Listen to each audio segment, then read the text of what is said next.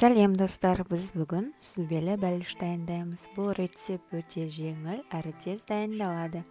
Ол үшін бізге керегі бөлме температурасында сары май, жұмыртқа, ұн қопсытқыш және қант. Сары майымызға қантымызды қосып, шанышқымен оны араластырамыз. Мен миксердің көмегінсіз араластырудамын, сіздер миксермен қолдансаңыздар болады. Жұмыртқаны қосып араластырамыз. Дайын болған массамыз осындай.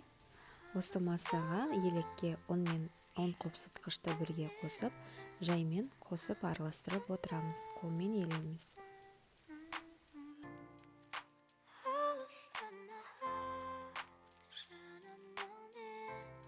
Пайда болды бізде осындай тесто. Бұл тестаны пергамент қағазын, менде бұл жерде диаметрі 22 сантиметрлік форма.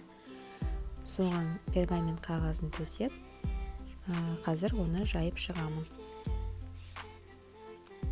Жайып шықтым, үстіне кішкене ұн септім, елекпен, одан кейін шанышқымен осылай әдемілеп форма жасап шығамын.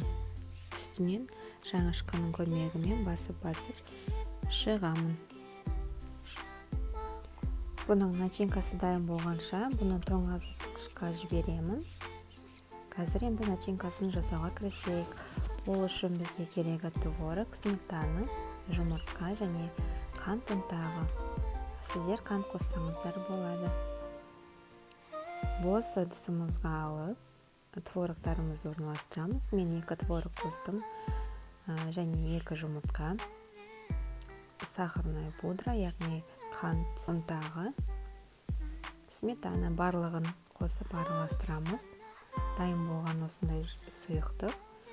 Оны формамызды шығарғаннан кейін тоңазытқыштан соның үстіне құямыз.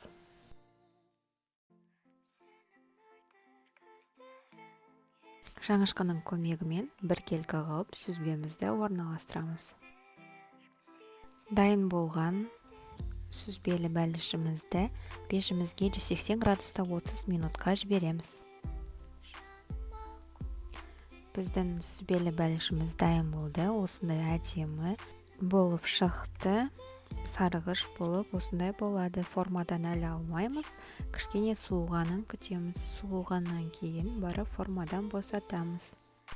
Сонымен біздің сүзбелі бәлішіміз дайын болды.